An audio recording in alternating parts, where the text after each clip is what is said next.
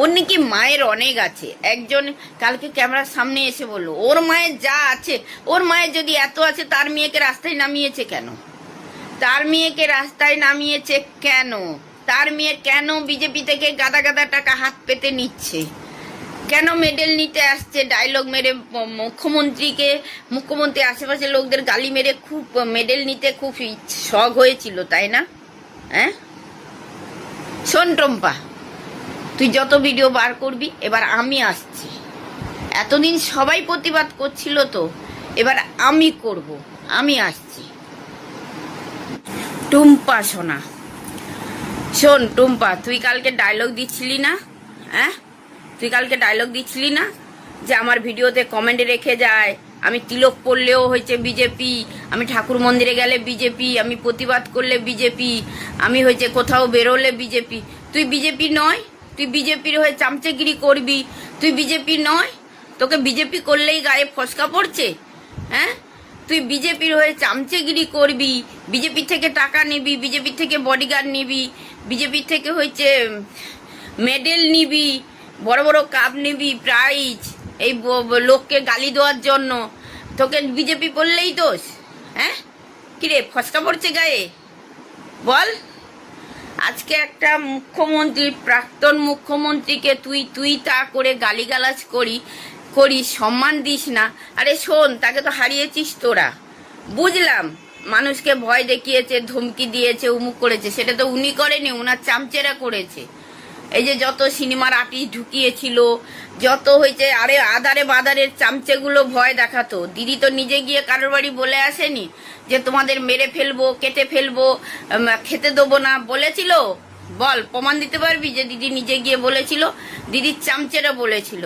শোন, দিদির চামচেরা খারাপ কাজ করেছে, তেমনি ভালো কাজ করেছে। তোরা ভালোটা ভুলে গিয়ে খারাপটাকে তুলে ধরিস। তুই তো চামচেরা, তোর হয়ে আবার অনেক দালালি করতে আসে অনেকে। তারা জানে 2007 সালে যখন নন্দীগ্রামে লাখ লাখ বডি পড়েছিল, তখন দিদি গেছিল হেঁটে হেঁটে, অটোতে করে, রিক্সায় করে, তারপরে হয়েছে বাইকে করে, স্কুটিতে করে গেছে। ওই মারামারি দাঙ্গাতেও দিদি ওখানে দৌড়েছে, নিজের প্রাণের ভয় করেনি কখনো। নিজের প্রাণ হাতে নিয়ে দৌড়েছিল নন্দীগ্রামে। তখন কোথায় ছিলি? তোর প্রতিবাদ কোথায় ছিল? তোর প্রতিবাদ কোথায় ছিল? তোর ওই হয়েছে চামচা মহিলাগুলো কোথায় ছিল? যখন সিপিএম এর আমলে তোর দাদাকে জিজ্ঞাসা করবি মুখ্যমন্ত্রী শুভেন্দু অধিকারীকে, যে সিপিএম এর আমলে পূর্ব মেদিনীপুরে বডি কেমন পড়তো। 7 মাইল, 700 মাইল, খারোল, কৃষ্ণনগর, আমি জায়গাগুলো বলে দিচ্ছি, নাচিন্দা, কাঁথি, বেলদা, রামগড়, ইটাবেড়া, মাথাখালি, মুখবেড়া, কেমন বডি পড়ছিল জিজ্ঞাসা করবি তো। হেরিয়া, জুখিয়া, এইসব জায়গায় যেভাবে বডি পড়েছিল সিপিএম এর আমলে, জিজ্ঞাসা করবি তো দাদাকে, জিজ্ঞাসা কর যে কি ছিল সেই সিচুয়েশন গুলো। আমরা ভোগ করেছি, তোরা যেমন একটা হুমকিতে ভোগ করেছিস না, তেমনি আমরা না বডি রেখে ভোগ করেছি। লাশ মাটিতে বিছে ছিল করোনার মতো। করোনায় যেমন লাশগুলো বিছিয়ে ফেলেছিল না, কবর দিত, এ করতো, তখনও আমরা এইসব দেখেছি, বুঝেছিস? যদিও ছোট ছিলাম, তবুও সারা রাত করে ঘুমাতাম না গুলির আওয়াজে সারা রাত, সারাদিন কিচ্ছু হতো না। ঠিক সন্ধ্যে 6টা, 6:30 থেকে অন্ধকার হলেই শুরু হতো, আবার ভোর 5টায় থেমে যেত। জিজ্ঞেস কর শুভেন্দু অধিকারীকে, তোদের মুখ্যমন্ত্রীকে, নতুন মুখ্যমন্ত্রীকে জিজ্ঞাসা কর। শুধু দিদির খারাপটা দেখিস, তোরা ভালোটা ভুলে গেছিস। আজকে উনি হেরে গেছে বলে তোরা লাথি মারছিস, একটা গুরুজন মুখ্যমন্ত্রীকে লাথি মারছিস। জানি উনার পদ নেই মুখ্যমন্ত্রী, কিন্তু উনি তো একসময় মুখ্যমন্ত্রী ছিল 15 বছর। 15 বছর যদি তোদের জ্বালাচ্ছিল, তখন কি ঘুমাচ্ছিলি? 15 বছর ধরে যদি তোদের জ্বালাচ্ছিল, তখন ঘুমাচ্ছিলি? 15 বছর পরে মনে পড়লো যে দিদি জ্বালাচ্ছে, দিদির লোকেরা জ্বালাচ্ছে, দিদির লোকেরা উল্টো পাল্টা করছে, দিদি লোকেরা ঘুষ নিচ্ছে, দিদি লোকেরা এই করছে। তোদের নেবে না? তোরা তো সবে 1 মাস এসে যা খেল দেখাচ্ছিস, বাকি 15 বছর তো জিন্দেগি শেষ। হ্যাঁ, কটা বডি পড়বে তার ঠিক নেই, কটা রেপ হবে তার কোনো ঠিক নেই। ঠিক আছে, এই যে বলা হয়েছে না মেয়েরা এখন স্বাধীন রাস্তাঘাটে ঘুরে বেড়াবে, ঘোর না। একটা কমপ্লেন দেখ, আমি যদি ফোনে বা কোনো টিভিতে দেখতে পাই একটা কমপ্লেন যে এই মেয়েটা রেপ হয়েছে বা এই মেয়েটা মার্ডার হয়েছে। দেখ, রাজনীতি মানেই তারা ভালো মন্দ নিয়ে আসবে, এটা রাজনীতি। আর আমরা হলাম কে তাদের চামচে।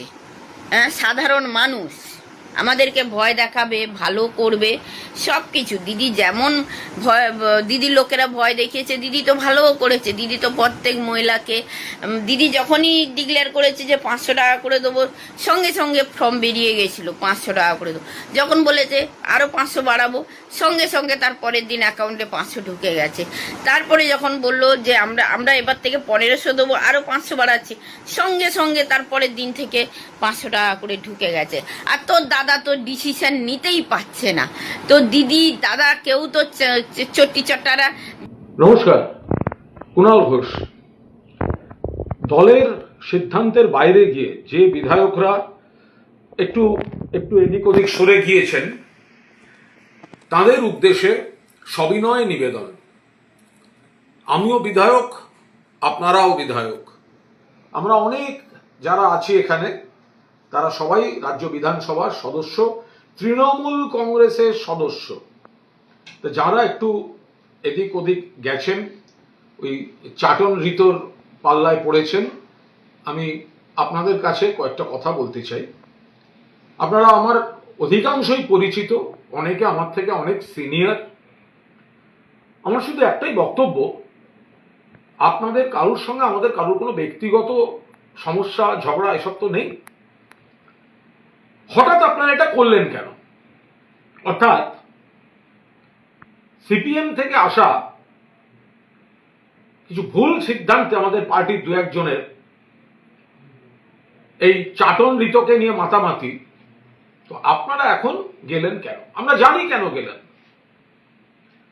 একটা হচ্ছে চাটন ঋত সিপিএম ক্ষমতা থাকাকালীন সিপিএম এ ছিল, লাথি খেয়েছে। অভিযোগগুলো দেখে নেবেন কি কি ছিল সিপিএম এর।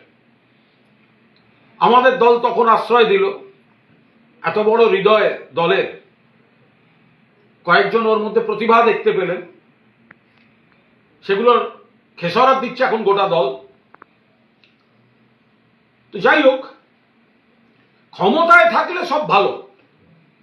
চাটন ঋত ক্ষমতাপন্থী, সিপিএম এ ছিল, এরপরে তৃণমূলে। আইএনটিটিউ ছিল সভাপতি।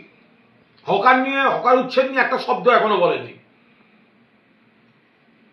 আপনারা তার সঙ্গে গেছেন, অনেকগুলো কারণ আছে। একটা হচ্ছে ক্ষমতার লোভ হতে পারে, আবার কারুর কারুর ক্ষেত্রে আপনারাই যা যা বলছেন, পুলিশ প্রশাসন দিয়ে চাপ দেওয়া হচ্ছে আপনাদের, এই করা হবে, ওই করা হবে, আপনাদের কর্মীদের অ্যারেস্ট করা হবে, হয়রান।